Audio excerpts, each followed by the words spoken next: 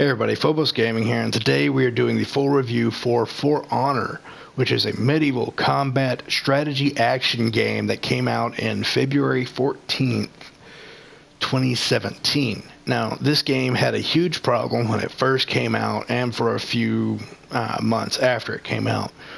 It was the peer-to-peer connection style that caused the problems. It cost them 90% of their player base.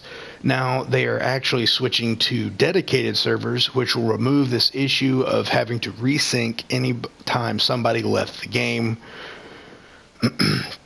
So now players are starting to come back. I'm seeing more life in this game and felt I should do a review for it for you guys who are considering picking it up. This game is a lot of fun, and it is quite unique as it's the first game of this type that I have seen that is medieval but skill based. It's not even based off of gear stats or special items that you can acquire. It's based off of your own reaction speed and your hand-eye coordination. In this game, there are multiple types of heroes that you can choose from: the vanguards, the heavies, the assassins, and the hybrids. The vanguards, which are your warden, your raider, and your kinsei for their respective factions. Of the three factions, each of these guys have one that suit their particular playstyle. For example, the warden uses a great sword and is a straightforward character that is very easy to use, and is often suggested to be the player's first character that they use because his combos are very few and very simple, but they're also extremely effective. A good vanguard can take on just about anybody else in this game, just like anyone else could take on somebody else if they had the skill with that character. Next up, you have the raider, who is the Vikings vanguard. This guy is, again, adaptable and straightforward, except he has a more straightforward approach than even the vanguard has. This guy likes to get up in your face and slam you around like a bully on a playground. It's a lot of fun to play as him, but at the same time, there are classes in this game that are uniquely suited because of their personal combos to deal with this guy, just like he is uniquely made to deal with other people. Finally, you have the kinsei for the samurais, who is somewhat of a mixture of the two, raider and the vanguard. He both likes to be up in your face, but at the same time, he is adaptable and has good range. However, he's not as straightforward as the other two. Mostly what he does is he keeps them just out of arm's reach with his long sword. And he also has several types of attacks that become unblockable. I'll get into this different types of attacks shortly. Next, we're going to do the heavies. These guys are your literal bullies of the playground. These guys have just crazy amounts of health, and they can take some serious punishment while dealing it out. You've got the Conqueror for the knights, who uses a shield and flail. You've got the Warlord for the Vikings, and you've got the Shogoki. Each of these guys has their own unique abilities, such as the Shogoki's Demon Rush, which allows him to embrace somebody and basically give them a giant back-breaking hug that will restore his own health while catastrophically damaging his enemy based on the amount of damage. Just like the Warlord can block all directions at once, and the Conqueror can superiorly block any attack that comes his way, interrupting combos. That's why these guys are the tanks, and they're all the big guys that run around and cause problems. Now, each of these guys have their own challenge rating. As you can see, two of these guys are medium, and one of these guys is easy. Now, the one that's easy is a little bit understated, as this guy is pretty hard to deal with and really hard to play with because he's so slow. However, a good Shogoki is really, really good. I can't tell you how many times those guys have posed problems for me. Next up, you have the assassins. These guys are your highly mobile and high damaging classes, but they're very squishy. These guys cannot take a lot of punishment, but they can mete out some really brutal damage. However, these guys have a unique style of guard, which does not maintain the same direction, meaning after a few moments, your guard stance changes back to a neutral stance, meaning enemies can still strike you. However, they are extremely mobile and dodge much faster than any of the other classes in game, making them uniquely suited to jump out of the way of heavies and give them a little poke in the side.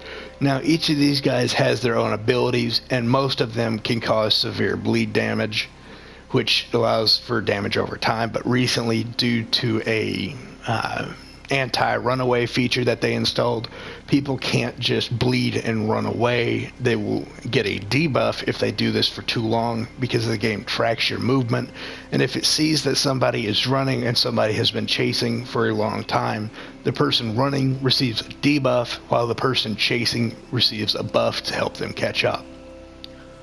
Now, the Berserker is slightly different than all the assassins. He doesn't have his own bleed damage, but he has a never-ending combo that is pretty hard to deal with. I'll get into other combos later in the game, but next up is the hybrids. These guys are a mixture of one of the three classes that I mentioned before. You've got the Lawbringer, who wields the mighty halberd. You've got the Valkyrie, who uses the spear, and then you've got the Noboshi, who uses the Nagasata. I believe it is a Japanese polearm that has a flimsy blade, but it's designed to cut very deep, like the katana. The Noboshi is a mixture of a vanguard and an assassin. This person deals a massive amount of bleed damage, and actually has a special ability called Way of the Shark that allows them to deal even more damage to somebody that is currently affected by bleed damage. You've got the Valkyrie, who is a mixture of a heavy and a vanguard, who does disabling and defending both at the same time. She can take a good bit of punishment while meting it out at the same time. Finally, you have the Lawbringer, and he is, again, like the Valkyrie, a mixture of Vanguard and Heavy. This guy can take some pretty heavy punishment and meet it out at the same time. However, he is a counter-attacker and will often block and then repose, striking the enemy after he has blocked, parried, or dodged an attack. He is also very good at disabling enemies by throwing them or just knocking them flat on their butt. Finally, you have the DLC characters, which pose their own unique abilities that bring something brand new to the game, like the Centurion, who is a melee specialist.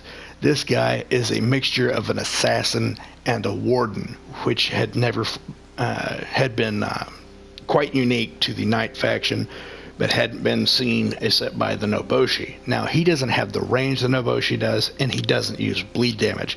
This guy gets up in your face and destroys your stamina. He knocks you around, and then once you've got no stamina, he deals the fatal blow, quickly killing you. Next up, you have the new assassin, the Gladiator, who has excellent stamina management and can deliver constant barrage attacks while being able to deal some little bit of bleed damage here and there without having to stop and wait for the enemy to give their own barrage.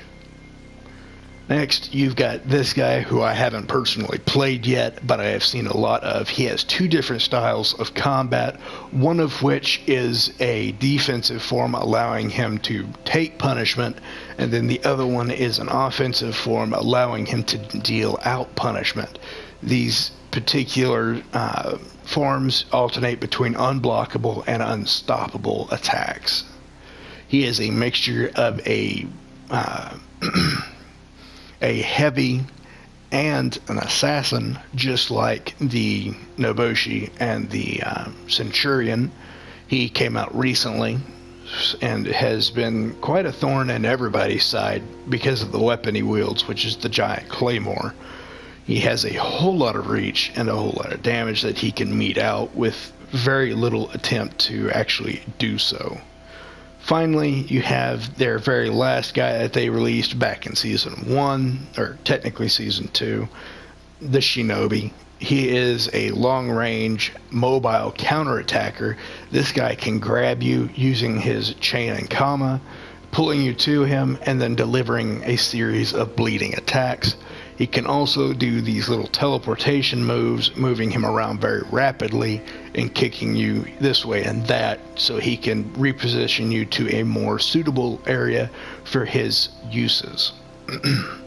Next up, you have the three game modes that they have, which is Dominion, Duel, and Skirmish. Now, each of these have their own mini game types within them. Deathmatch has Skirmish and Elimination. Dominion has Dominion. It's one game mode. And then you finally have Duel and Brawl.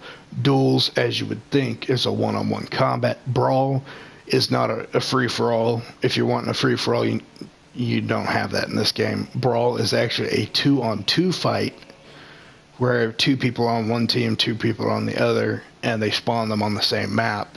And basically, it either becomes a 2-on-1 or a 1-on-1, depending on how the people play. Often in these types of games, people will fight with honor, and they won't throw you into environmental hazards, and they won't gang up on you. However, over here in Deathmatch, you'll see that there's Elimination, and there is Skirmish. In these, it is a 4v4 match. Elimination is like in most games, when you eliminate a person, they're out for the round. They're just dead, unless the person can bring them up, which can be stopped with an execution. If you execute somebody, not only are they dead and gone for the elimination, but in other game modes, they have an extended respawn timer. This tends to become a 4-on-1 fight, but will sometimes be 1-on-1 to the end if people are actually fighting with honor. Now, don't think just because the game's named For Honor that people are going to fight with honor in here, because a lot of times they don't. Next, you have Skirmish, which is a 4v4 attack type game where you just beat the living crap out of your enemy. This is often seen as 2v2, which becomes 2v1, or even 4v1 combat, where you just get ganged up on and destroyed.